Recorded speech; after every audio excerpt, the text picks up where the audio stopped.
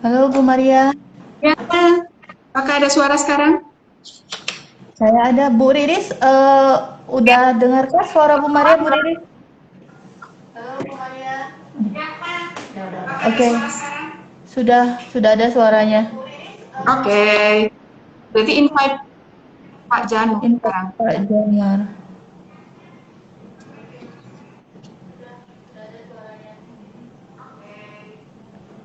Oke, sudah Pak. Ayo Pak, kita coba. Beritahu aku dong, sayang, kalau nggak ada suara. Udah ada Bude, suaranya. Bu Dewi, calling Bu Dewi sayang dulu. Calling Bu Dewi.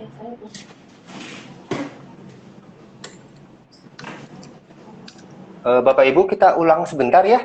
Tadi supaya tidak terjadi miss. Bu Dewi, Bu Dewi di, Bu Dewi tolong standby di Zoom. Bude, tolong di stop recording. Ayo Bude. Udah bagus belum Bapak?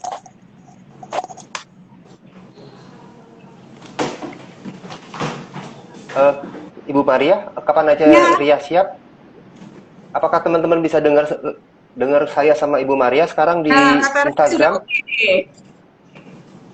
Sudah oke ya? Oke. Oh Pak, kita ulang lagi aja. Oke, Bu Dewi, recording start.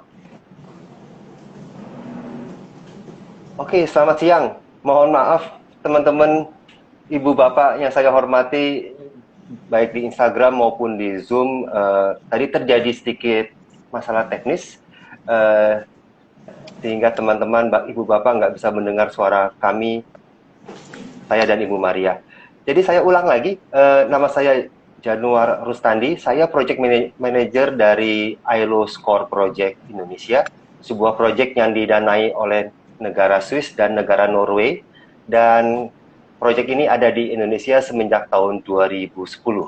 Sekarang kita telah mengimplementasikan aktivitas core training di 15 provinsi.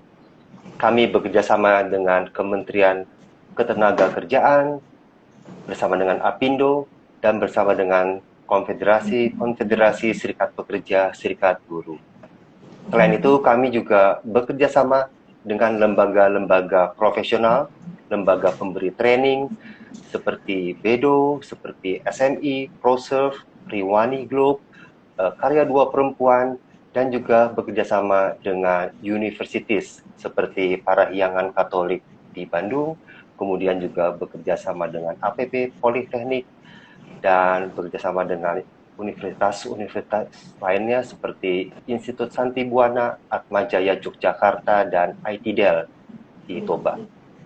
Pelatihan ini adalah pelatihan yang bagus sekali, Ibu Bapak dan teman-teman, karena pelatihan ini membuat perusahaan yang ikut serta di dalam pelatihannya untuk menerapkan praktek-praktek kerja yang baik.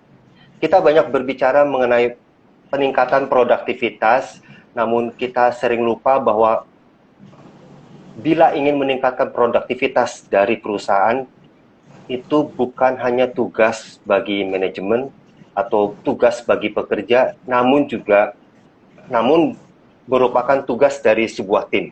Sebuah tim yang terbentuk secara bersama-sama dengan komitmen yang penuh dari manajemen, dari pekerja untuk mencapai goal yang sama, sehingga bersama-sama bisa tercapailah sukses tersebut. Teman-teman pasti pengen tahu, kok bisa sih sebuah pelatihan itu membuat perusahaan kemudian berubah. Nah, bersama dengan saya ada Ibu Maria Satya Putri. Beliau adalah pemilik dari Spa Factory di Bali, dan bersama beliau kita akan dengarkan pengalaman, testimoni yang terjadi di perusahaan PT Spa Factory Bali oleh Ibu Maria. Selamat siang Ibu Maria. Selamat siang Pak Januar. Aduh, mohon maaf ya, tadi Ibu ada masalah teknis sehingga kita harus Sama-sama mengulang Pak. semuanya. Biasa, Ibu Maria, saya biasa menjadi kelinci. Namanya teman-teman, ibu bapak maklum kalau IG perdana atau Zoom perdana pasti ada masalah. Tapi kalau Zoom kita udah sering, tapi kalau Instagram saya sendiri juga belum pernah aktif, Ibu Maria. Jadi baru kali ini ikutan Zoom, ikutan IG, maaf. Ibu Maria, ceritain dong, ceritain gimana ceritanya Ibu Maria bersama dengan Spa Factory Bali kenal atau tahu Score Training dan juga kondisi dari perusahaan Ibu sebelum ikut pelatihan Score. Oh iya, kami mengenal Score itu di pertama dengar itu tahun 2014. 2015 awal kami mulai ikut pelatihan. Sama Pak, saya juga menjadi kelinci percobaan. Kami adalah angkatan pertama yang di training yang diberikan oleh Bedo di Bali. Waktu itu ada 5 perusahaan sebetulnya. Sebelum kami ikut Score, kami berada di zona nyaman sebetulnya. Dari segi bisnis ya Pak ya.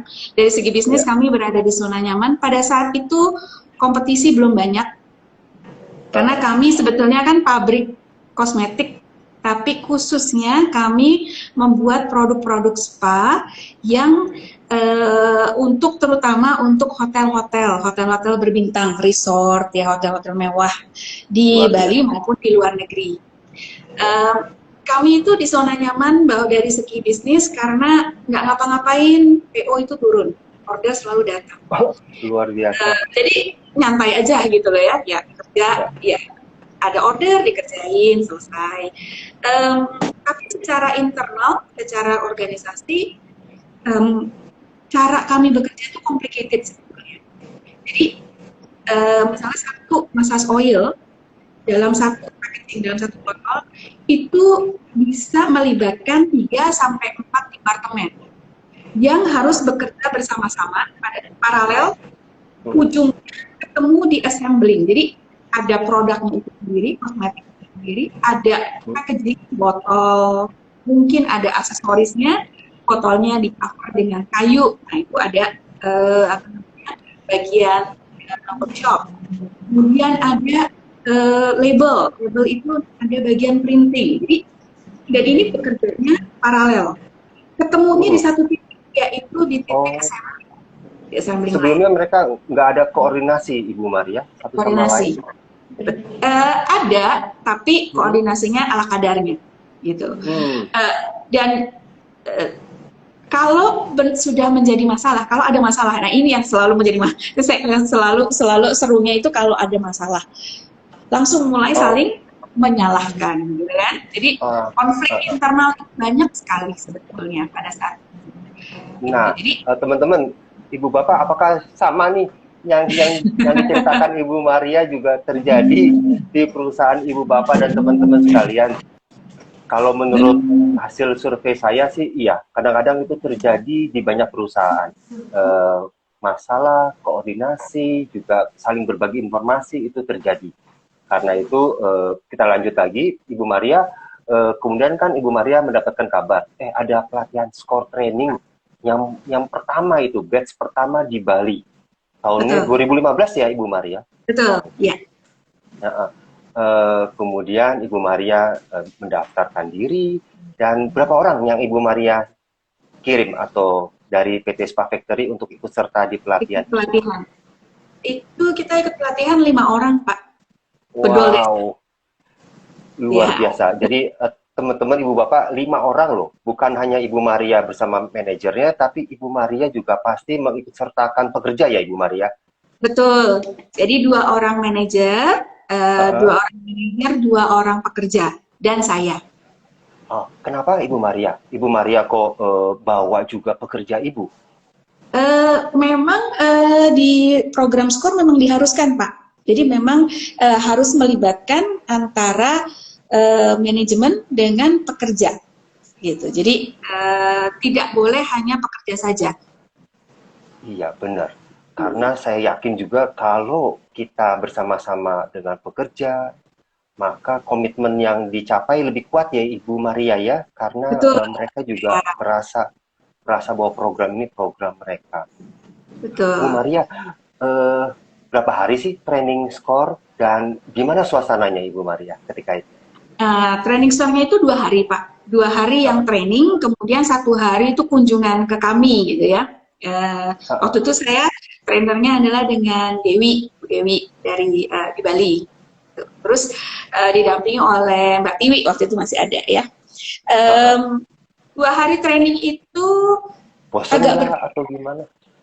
agak berbeda dengan training yang biasanya, karena banyak game waktu itu. Oh. Jadi bukan hanya teori harus begini, tapi ada gamenya.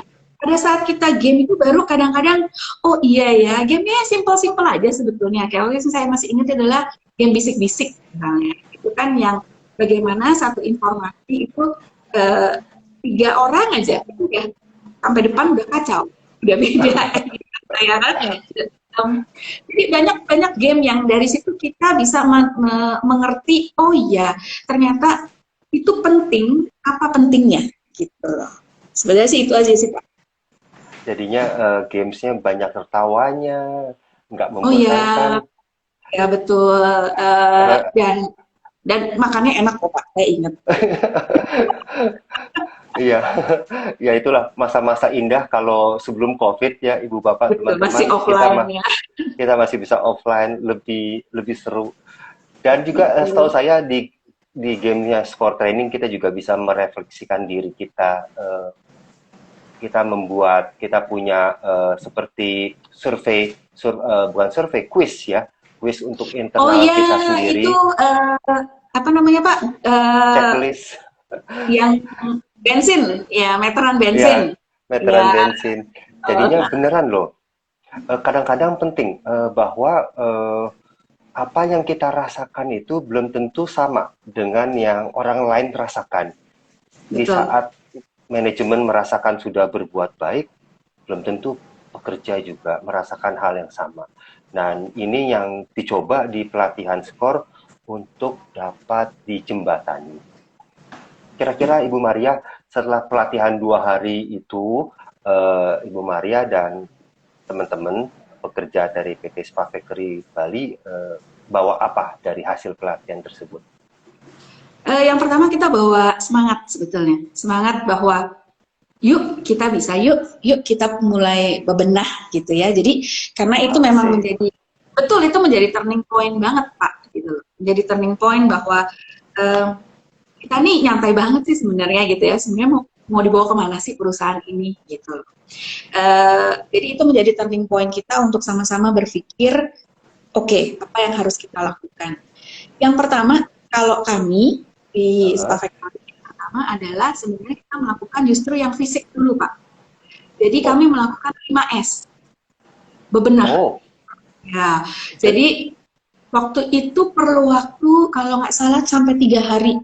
Kita 3 hari tidak bekerja, 3 hari itu hanya bersih-bersih. Jadi nggak apa-apa gitu ibu stop produksi hanya untuk berbenah demi masa depan Pak. Jadi beban-beban masa lalu harus dibuang dulu. Jadi itu betul-betul kami 3 hari pakai celana pendek, ya pakai kaos t-shirt gitu, betul-betul ngebongkar. Sebetulnya waktu di training itu saya bilang kita mulai dengan gudang produksi, saya bilang gudang produksi aja dulu. Pertama yang kita garap memang gudang produksi, bongkar semua, dikeluarin semua, diseleksi ya kita barang mati, barang hidup, barang koma, ya kan? Kita melakukan seleksi. Kemudian mulai diatur, oke, di sini apa, semua dikasih label, semua dikasih kita penempatannya diatur. Selesai itu, saya pikir sudah kan selesai. Anak-anak yang bilang justru, Bu, kok nanggung sih Bu? Itu loh ada 2 gudang yang lain, gudang kemasan dan gudang aksesoris. Bu, sekalian aja yuk nanggung. Ya oke, yuk sekalian. Jadi kita akhirnya bukan cuma 1 gudang, ke semua gudang kita bongkar. Luar biasa. Terus barang-barang yang matinya banyak kah Bu? Yang barang-barang yang nggak berguna itu yang ditemukan? 1 truk Pak. Luar biasa. Dan itu sebagian besar kami jual, gitu. Jadi karena bisa dijual. Ada dosa suami, ada ban, Masa kita pabrik kosmetik di dalam gudang kemasan ada ban bekas gitu ya. Jadi ada bekas, ada banyak lah botol-botol yang sudah expired, apa namanya, kontainer-kontainer bekas bahan baku gitu. Itu ditumpuk-tumpuk-tumpuk. Itu Luar. kita jual. Akhirnya kita pisahkan, yang kita bisa jual kita jual, kita sewa mobil untuk buang sisanya ke tempat katanya pengumpul sampah di sekitar.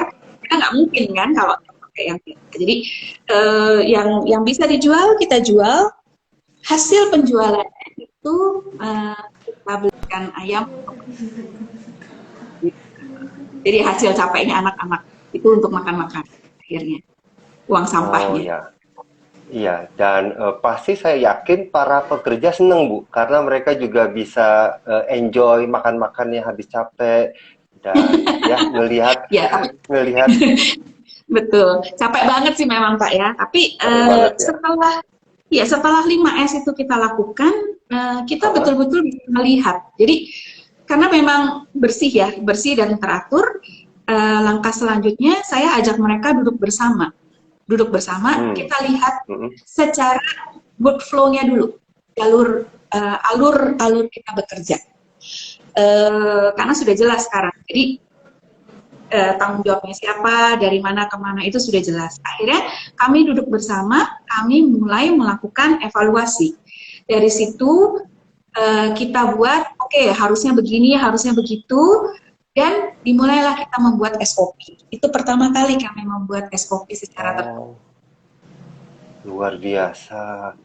Jadi setelah ruangannya lebih lega, lebih terlihat semuanya, lebih rapi, posisi-posisinya sudah ada semua. Nah, sekarang supaya itu tidak berubah kembali menjadi kurang baik, Ibu Maria bersama teman-teman duduk bareng buat SOP ya Ibu Maria ya? Betul, betul. Cakep, perlu sekali. Ya. Jadi kalau di kami stepnya seperti itu Pak. Saya pikir perlu karena kami kan dari tahun 2002 ya, jadi sudah cukup lama. Waktu kita ikut pun itu kan sudah 10 tahun gitu ya Pak ya. Jadi memang perlu sesuatu yang drastis gitu ya, yang kelihatan. Yang paling mudah memang di ya Pak ya. Jadi kalau di fisik kita sudah melihat, baru kita bisa yuk next step-nya dari segi fisik udah begini apa. Terus setelah itu Ibu adakan rutin meeting, kan pasti meetingnya rutin ya, secara periodikal. Apakah ada cara lagi nggak Bu selain itu untuk meningkatkan proses informasi flow yang terjadi di perusahaan Ibu? Iya. Supaya nggak salah paham. Itu sebetulnya gini. Kalau dari kami akhirnya itu kami dari tahun 2015 ya Pak ya. Jadi sekarang tuh sudah 5-6 tahun.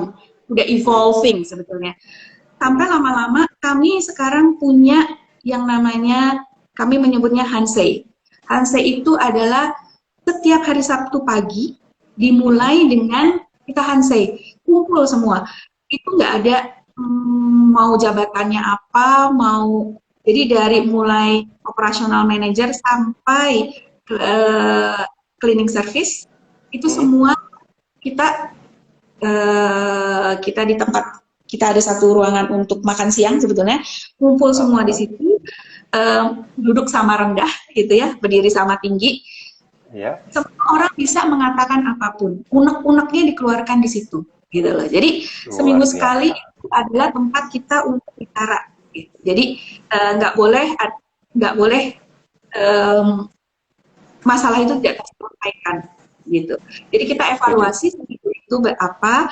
Kalaupun ada masalah, di mana masalahnya, yuk kita sama-sama benahi. Dan selalu disebut dengan makan-makan. Walaupun makan-makannya sesuatu yang simpel gitu ya, misalnya singkong rebus atau pisang goreng gitu. Itu cukup.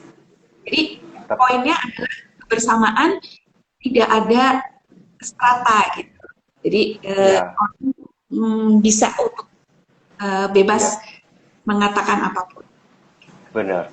Nah, Bapak Ibu, teman-teman, pasti kan pengen tahu nih, itu adalah setelah beberapa tahun PT Spa Factory ikut pelatihan SCORE dan kemudian secara continuously beliau, Ibu Maria bersama dengan para pekerja menerapkan komitmen kebersamaan yang didapatkan. Bu Maria, tapi ceritain waktu dulu di awal-awal itu loh yang pakai pohon ide sama papan informasi. Bu Maria, ceritanya bagaimana itu Bu Maria? Sebelum Bu Maria kemudian menjadi seperti sekarang. Oke, memang awalnya kita kalau di SCORE kan kita belajar mengenai pohon ide. Jadi apa sih mimpi-mimpi yang mau kita raih gitu kan? Jadi objektif-objektif yang mau kita ambil. Gitu. Dan itu kita buatkan betul pohonnya. Dan enggak susah nih saya kasih lihat sebenarnya pas di depan mata saya nih ada satu tembok yang kita buat menjadi pohon ide gitu loh, dan itu ditempel-tempelin. Jadi setiap orang punya ide boleh ditempel di situ. Setiap selesai boleh diambil gitu. Jadi idenya luar biasa. Daun. Bu Maria, maaf, Ibu Maria hilang dari Zoom. Sebentar ya. Oh, oke. Kayaknya internetnya lagi nggak bagus, Pak. Lagi hujan, kalau di sini hujan. Oh, kita sih nggak hujan, cuman Ibu Maria bisa masuk? Sayang kalau nggak masuk. Coba. Oke. Jadi tadi teman-teman, Bapak Ibu, Ibu Maria lagi cerita bagaimana mengajarkan para pekerja itu untuk memberikan ide. Banyak pekerja yang nggak yakin, nggak pede kalau diminta untuk menyampaikan ide. Karena mereka memang sudah lama mereka tidak pernah ditanyakan apa ide-idenya. Jadi mereka juga nggak biasa menyampaikan ide. Supaya itu menjadi lebih mudah, Spa Factory, Ibu Maria kemudian mengusulkan kepada para pekerjanya untuk menuliskan ide-ide yang mereka punya di kertas apa Bu Maria? Kertas kecil itu, kemudian kertas itu ditempelkan di dinding. Nah, dindingnya juga dipercantik dengan bentuknya seperti pohon. Jadinya kami sebutkan sekarang pohon ide, karena di pohon yang tergambar di dinding itu banyak ide-ide yang diberikan oleh para pekerja. Nah, cara kerjanya nanti Ibu Maria bersama dengan tim, karena Ibu Maria setelah ikut pelatihan SCORE, beliau membentuk sebuah tim Enterprise Improvement Team, EIT, kalau bahasa Inggrisnya, kalau bahasa Indonesia, tim peningkatan produktivitas. Nah, tim ini bersama Ibu Maria, mereka akan melihat ide-ide yang disampaikan oleh para pekerja. Karena ide-ide dari para pekerja inilah yang pasti luar biasa, bisa meningkatkan produktivitas, bisa juga menciptakan kondisi kerja yang lebih nyaman. Lebih nyaman buat siapa? Ya pasti untuk pekerjanya. Kalau pekerjanya nggak bisa memberikan ide yang bagaimana mereka bisa bekerja lebih nyaman, lebih efektif, bagaimana Ibu Maria bisa tahu. Jadinya dengan itu terjalin juga komunikasi antara pekerja dan manajemen. Masih belum ada loh Ibu Maria di Zoom. Iya, ini wifi-nya tiba-tiba mati, saya harus minta tolong. Oke, nggak apa-apa, nanti sambil jalan ya Ibu Maria.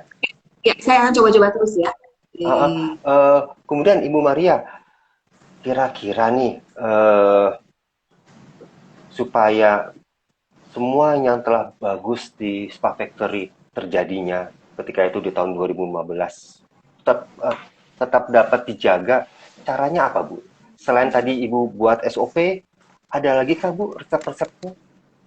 Kalau saya pikir yang paling penting kita harus menjadikan kerjasama tim ini, teamwork ini menjadi budaya di perusahaan kita gitu loh, bahwa semua harus mengerti bahwa kita saling membutuhkan. Pemilik membutuhkan karyawan juga membutuhkan pemilik dan sesamanya. Jadi dia mengeliminasi yang namanya politik di dalam company gitu ya. Jadi karena itu kita paling penting adalah memiliki open style management. Artinya apapun itu kabar baik harus dibagikan kepada karyawan. Jadi terbuka Bu ya. Gitu. Ya, mereka tahu persis kalau kita punya masalah apa masalah. kemudian apa sih yang akan kita lakukan? Kalau kita punya mimpi gitu, ya, goal, kita punya goal ini kita punya goalnya ini, dan ini harus menjadi goal bersama, jangan hanya goal untuk si pemilik, gitu. Tapi melibatkan mereka semua bahwa ini bisa kita bersama loh. Saya selalu bilang sama anak-anak, ini adalah nasi kita bersama, bukan cuma untuk saya, karyawan dalam ini gitu ya, kami sebagai pemilik, tapi ini adalah periuk nasi kita bersama-sama. Yuk kita jaga bersama-sama. Yuk kita buat periuk ini makin besar gitu. Karena bukan hanya untuk saya, bukan hanya untuk karyawan, tapi untuk kita kedua belah pihak. Rasa dengan komitmen itu akan sangat membantu, dan karena sekarang sistemnya juga sudah berjalan, saya berusaha untuk semakin ke sini, walaupun kita kecil, tapi mimpi saya adalah ini menjadi perusahaan yang profesional, yang di run by profesional, bukan by saya gitu loh. Jadi kenapa? Karena buat saya satu saat mungkin saya nggak akan involve lagi ya. Saya tidak mau terlalu involve. Sekarang pun saya sudah tidak terlalu mau involve di operasional. Saya sudah mulai membatasi. Saya di yang susah-susah aja deh, gitu ya. Di product development, di strategic thinking. Jadi ini company mau dibawa kemana, strategi thinkingnya gimana, capacity building gini. Bagaimana untuk membuat kita lebih baik, gitu. Apakah kita perlu invest di apakah di mesin, ataukah di sistem, ataukah di IT, di mana? Saya maunya lebih mikir ke arah seperti itu. Tapi kalau operasional biar bisa dipegang oleh operational manager, oleh tim, gitu loh. Jadinya dengan setelah ikut beberapa kali pelatihan Skor Training, Ibu Maria merasa bahwa Ibu Maria mendapat support dari para pekerja juga lebih berani mengambil tanggung jawab, dan Ibu mulai step by step bisa mundur ya Ibu Maria ya, untuk lebih hal-hal yang strategik. Betul, dan saya pikir hanya dengan cara begitu company bisa tumbuh, karena karyawannya juga akan semakin pintar ya, karena mereka sekarang punya tanggung jawab, mereka they have to run the show kan. Jadi kalau sampai rugi ya kan mereka juga akan kena impact. Jadi mereka harus membuat ini menjadi untung. Mereka berkembang, kapasitas mereka sebagai personal berkembang, company-nya juga berkembang, saya pribadi pun juga bisa berkembang. Karena saya punya waktu, saya sekarang oleh Bedo sering disuruh ke sini, ke sana untuk ngajar, untuk sharing. Saya sebagai pribadi juga berkembang. Jadi saya nggak hanya stuck di factory aja kan, gitu. Ya, jadi Bu Maria, ini ada pertanyaan dari IG peserta Bu. Itu apa kerugiannya 3 hari nggak kerja itu nutup setelah Ibu lakukan waktu di awal aktivitas Ibu bersih-bersih 3 hari, nggak rugi gitu, nggak apa-apa gitu 3 hari nggak kerja gitu? Nggak apa-apa banget Pak, karena setelah itu efisiensi kita itu meningkatnya luar biasa. Tingkat kesalahan, tingkat reject itu juga berkurang luar biasa. Jadi itu first step kita ya untuk mau maju ya. Kayak saya bilang itu adalah turning point. Kadang-kadang untuk sebagai pengusaha nih nggak mau rugi gitu. Saya bilang enggak. Kita harus kadang-kadang dalam hidup kita harus berhenti sejenak untuk kita bisa melihat, mereview apa sih yang sudah kita capai dan punya clear view jadinya ya untuk kita move forward gitu. Kalau enggak kita hanya akan disibukkan dengan kesibukan sehari-hari, rutinitas yang sama ya. Terulang lagi masalah jadinya datang terus. Iya, Pak. Ini ujian besarnya datang nih Bu ya di tahun 2020. Nah, di saat itu kan teman-teman Ibu Bapak tadi kan Ibu Bapak sudah dengar bahwa Ibu Maria di tahun 2019 saja sudah mulai bisa mundur dari operasional harian PT Spa Factory. Ibu Maria sibuk dengan hal-hal yang strategik, marketing, production, dan sebagai pengajar juga. Apa Bu yang terjadi di tahun 2020 dengan adanya COVID, dampaknya kepada PT Spa Factory?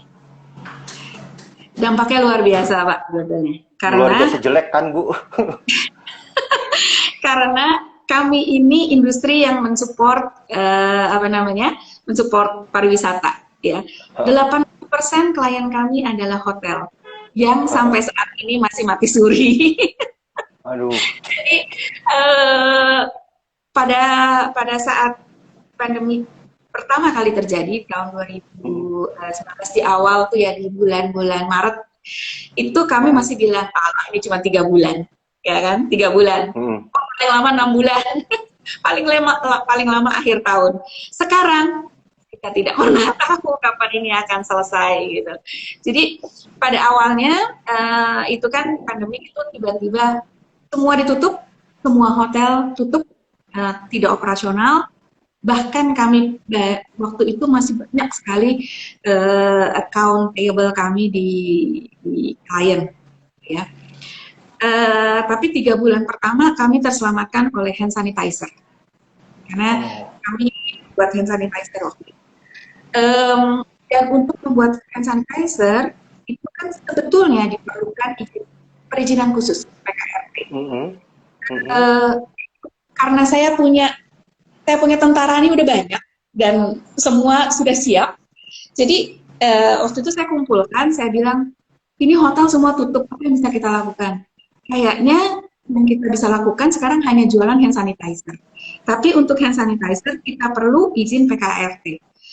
Langsung itu satu orang yang awalnya punya ide siapa Bu? Hand sanitizer itu keluar dari Ibu atau dari? Memang dari saya, karena saya lihat yang dibutuhkan ya pada saat pandemi. Dan kita memang sudah sering bikin, maksudnya kita memang buat itu tapi untuk internal. Karena kalau Bapak ke pabrik kami di bawah, sebelum masuk ke ruangan produksi, itu memang SOP-nya di depan setiap ruangan itu ada hand sanitizer. Jadi mereka harus hand sanitizer baru masuk, sama seperti kayak di lab di rumah sakit. SOP-nya sama. Jadinya sebelum ini Bu, sebelum hand sanitizer ini, apakah PT Spa Factory itu sempat goncang Bu, sempat nggak ada produksi, kemudian teman-teman pekerjanya sedih semua, atau Ibu rotasi, ada yang nggak kerja atau ada yang kerja? Atau waktu itu malah belum, waktu itu belum Pak, karena saya bilang, waduh ini kayaknya semua orang, karena tiba-tiba semua orang mencari hand sanitizer, bertanya pada kami. Kita bikin hand sanitizer, kami buat, tapi kami tidak punya izin untuk menjual, karena kami izin kosmetik, bukan izin hand sanitizer itu izinnya dari Dinkes, dari Kemenkes, PKRT namanya. Kemudian saya bilang, kalau memang ini mau kita jual menjadi penyelamat kita short term, yuk kita cari izinnya. Nah, ini anak-anak deh yang sibuk mencari karena harus uji lab, harus mengajukan ke kementerian, itu mereka semua. Jadi mereka bagi tugas. Siapa yang ngerjain ini, siapa yang ngerjain ini, karena kami punya apoteker juga kan, punya orang kimia. Jadi mereka bagi tugas untuk melakukan itu. Maka kami punya PKRT. Gitu. Jadi kami bisa menjual secara legal. 3 bulan pertama kami aman. Karena itulah yang memperpanjang nafas kami, gitu ya. Tapi setelah itu mulai terasa berat, karena brand-brand besar juga ini sudah mulai semua mengeluarkan hand sanitizer, yang tentunya kami tidak bisa bersaing di harga, karena kami memang memproduksi yang premium, alkoholnya pakai alkohol yang food grade, kemudian pakai ekstrak natural, pakai essential oil natural. Kita nggak bisa yang murah, karena memang spesialis kami adalah di natural product. Jadi yang nggak apa-apa, saya pikir yang kita incer adalah memang tetap hotel-hotel yang selama ini menjadi klien kami. dan mereka semua sudah berminat sebetulnya untuk mengambil hand sanitizer karena itu menjadi Ya. makanya kami pikir oke, ini paling cuma 3 bulan, 6 bulan. Mereka akan buka Taunya lagi, lama. ya buka lagi, life goes on. Ternyata enggak. Jadi waktu itu bulan Juli saya bilang kayaknya ini ongoing, nggak akan semudah. Terus? Buat saya berat sekali ya waktu itu. Sebetulnya justru dari manajemen. Jadi operational manager, accounting dengan production manager, PPIC saya. Yang saya didudukin oleh mereka, saya dipaksa oleh mereka duduk. Kita nggak bisa bertahan dengan cara seperti itu. Ibu mau tidak mau harus tega tidak tega, kita harus reduce staff. Nggak mungkin Bu, uang kita nggak cukup untuk membiayai karyawan. Saya sebenarnya berat, tapi saya pikir kita mau tidak mau harus melakukan perampingan daripada kita bangkrut gitu ya. Jadi itu yang saya jaga sekarang. Jadi saya pikir oke, kalau memang itu yang terbaik. Sama Pak prosesnya. Saya kumpulin semua, pakai menetes air mata sini ya Pak. Tapi saya bilang ini keadaan yang sebenarnya untuk kita survive, mau tidak mau kami harus melakukan pelangsingan. Gitu. Jadi akhirnya kita rumahkan setengah. Dulu kami itu 42 orang sebelum pandemik, sekarang kami hanya 18 orang. Bahkan pernah 10 orang gitu, jadi hanya yang esensial saja. Dan bersyukur sekali, mungkin karena anak-anak juga tahu bahwa ini memang kejadian yang luar biasa, di luar kontrol kami. Niat kami memang tidak pernah untuk yang baik. Tidak ada apa-apa, tidak ada ya sudah. Tapi mereka siap, mereka akan dipanggil. Ya, jadi dan kami tetap membina baik. Jadi di dalam grup perusahaan juga di WA group yang saya tidak ikut, yang saya tidak di-invite. Ya, jadi anak-anak punya WA group yang saya tidak di-invite karena saya bilang saya nggak di-invite. Dan mereka bilang kalau ada ibu kita nggak bisa nge-positif ibu. Ya, jadi saya exclude di dalam grup masih ada. Jadi setiap kali misalnya ada kerjaan kita bisa panggil mereka masih tidak ada masalah. Iya. Gitu, jadi sampai sekarang akhirnya PT Spa Factory dengan di masa pandemi ini yang berlangsung panjang masih tetap bisa survive, bisa tetap memproduksi ya Ibu Maria, namun dengan pengurangan jumlah pekerja yang benar-benar memang harus dikurangin karena memang ya adanya demand yang sangat rendah sekarang ini. Betul. Dan kami mulai Juli tahun lalu itu sudah mulai melakukan adaptasi. Jadi kami mulai melakukan inovasi-inovasi yang kami belajar dari Bedo itu kan adalah kolaborasi sebetulnya.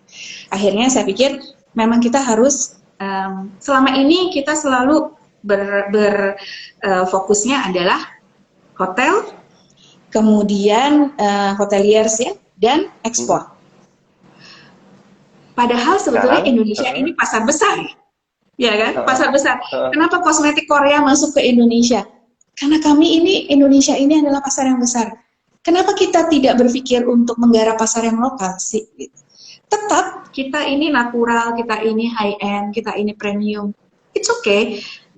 Ada kok celah market itu.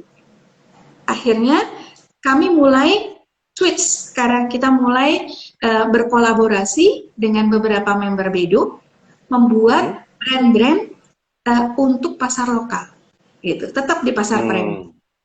Dan salah satunya adalah dengan Bu Irma dan Bu Ina, itu kami membuat sister company yang namanya Anur, itu untuk skincare premium. Dan yang kita lihat sekarang adalah kita kan selalu mencari niche market. Niche marketnya adalah Indonesia ini yang terbesar adalah pasar muslim.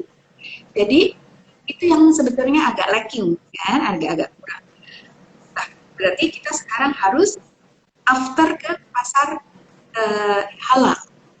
Mulailah kita mencari untuk sertifikasi halal. Nah, sekarang kami sudah punya sertifikasi halal itu.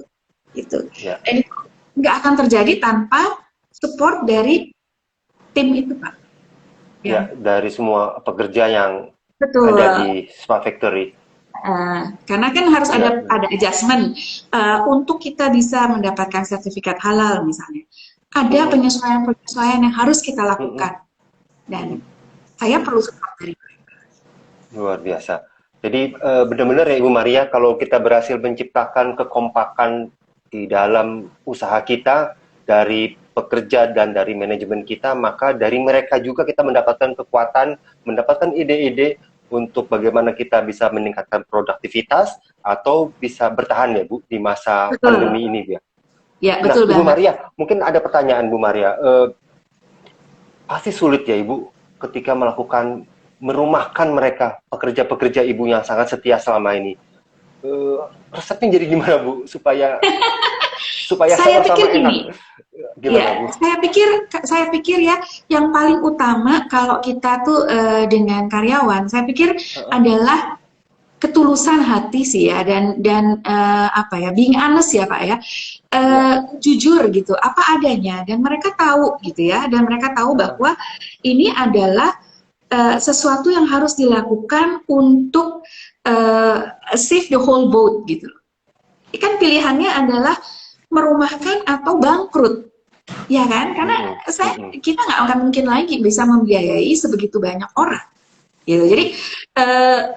Jadi menurut saya selama kita sebagai pemilik itu jujur, terbuka, ya kita belajar di SCORE Pak ya, segitiga kerjasama itu kan komunikasi, kita bicara secara jujur, kemudian memang ada trust ya dari mereka karena sudah bertahun-tahun, respect dalam arti karena ya saya pikir sebagai pemilik juga itu harus punya empati, ya kan? Benar. Kita meminta anak buah kita untuk dan sebenarnya yang level manager pun mereka sebetulnya ada pemotongan gaji, dan itu bukan dari saya, dari mereka sendiri. Untuk kita survive, manajer tingkat manajer kita potong gajinya Bu ya. Saya bilang, kalian yakin? Kalian ikhlas? Iya Bu. Yang penting kita jalan. Oke, saya bilang. Dan saya pikir kuncinya itu, kalau anak kita sudah melakukan itu, ya kita sebagai pemilik juga harus humble down, ya kan? Nggak boleh kita juga ini loh, saya dari manapun pendapatan kita bisa aja ya, tapi saya pikir kita harus humble down gitu sih. Ya, jadi benar-benar ya nggak ada jarak antara manajemen dan para pekerja. Betul Pak. Ya. Kalau itu ada jarak, maka nanti semuanya jadi nggak enak. Betul. Kira-kira Bu Maria, kita sudah di ujung jam tayang kita. Kira-kira apa nih yang bisa Ibu sampaikan? Pesan-pesan berdasarkan pengalaman dari Ibu Maria ketika ikut serta pelatihan SCORE dan ketika menghadapi pandemi ini. Apa yang menurut Ibu Maria yang Ibu Maria ingin sampaikan ke teman-teman pendengar?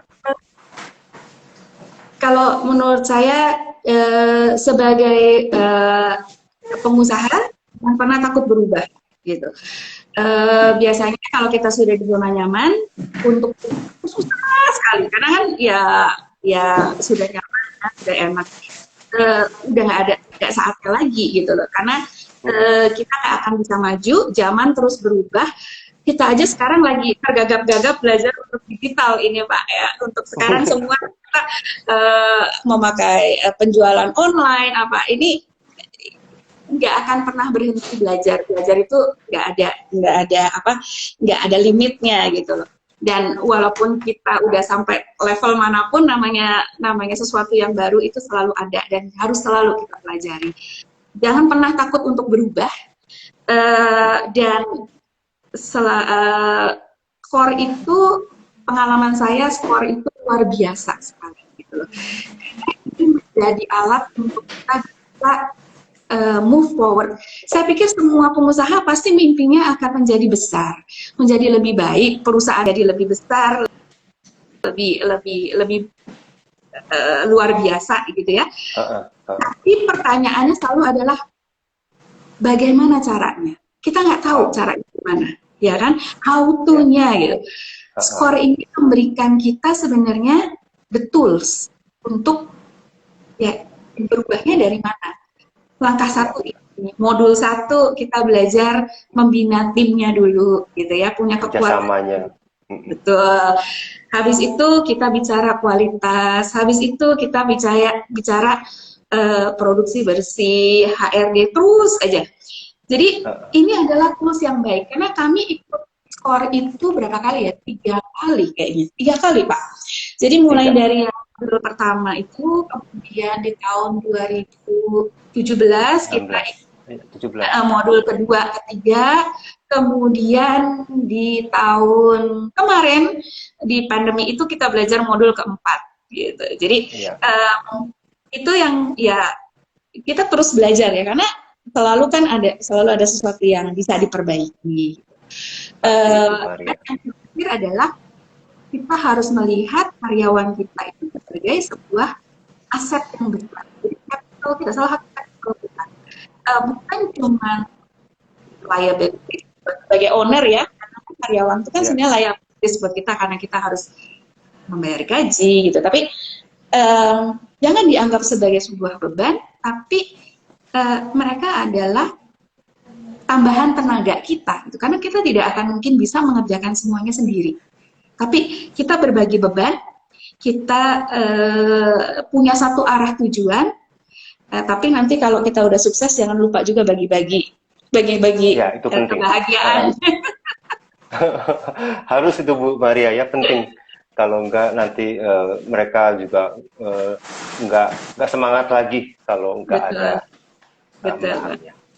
Oke, teman-teman, Ibu Bapak semua yang ada di Instagram, terima kasih banyak tadi sedikit sharing dari Ibu Maria, pemilik dari Spa Factory Bali. Bagaimana Ibu Maria ikut pelatihan skor training dan secara bertahap, secara ikut dalam prosesnya sampai sekarang ketika di masa pandemi Ibu Maria bersama Spa Factory masih bisa bertahan karena di masa pandemi ini sudah sangat untung kalau kita bisa bertahan dalam bisnis kita, dan itu diperoleh atas dukungan support dari seluruh pekerja yang ada di PT Spa Factory. Nah, teman-teman, Ibu Bapak yang ingin tahu lebih lanjut mengenai skor training, silakan ikuti di Instagram ini info-info menarik mengenai pelatihan skor, dan juga kami punya Facebook dan kami juga punya website. Semua namanya sama, Skor Indonesia. Silakan di search. Di dalam Facebook itu ada berita-berita, foto, testimoni, case studies, dan di dalam website skorindonesia.net itu lebih lengkap lagi, ada lagi perihal materi modul 1 sampai modul 5, dan juga di dalamnya ada case studies dan semua info terkait dengan skor. Oke, Ibu Maria, saya mengucapkan banyak terima kasih. Siang ini kita bisa ngobrol, dan semoga Ibu bersama seluruh karyawan dari PT Spa Factory Bali sukses dan sehat selalu, dilindungi dari semua penyakit. Terima kasih, dan kepada semua pendengar, teman-teman, Ibu Bapak yang saya hormati di luar, terima kasih banyak. Kita jumpa lagi 1 bulan lagi dengan tema Skor Service. Ini temanya sangat menarik. Nanti kita buka bagaimana skor training berkontribusi untuk meningkatkan performa dari pemberian servis kepada customer yang datang ke perusahaan kita atau membeli sesuatu dari perusahaan kita. Jumpa lagi di bulan depan, mungkin saja melalui Instagram, tapi mungkin juga kita akan mengadaptasi menggunakan Zoom. Silakan Bapak Ibu tulis di komen di bawah, dan nanti kita akan sikapi, ikuti kebanyakan komen, karena itu adalah suara dari Ibu Bapak, teman-teman sekalian. Terima kasih banyak. Saya Januar Rustandi bersama Ibu Maria pamit di Instagram. Terima kasih, selamat siang. Terima Goodbye. kasih Pak Januar, sukses selalu Terima untuk sekolah. kasih. Terima kasih Ibu Maria.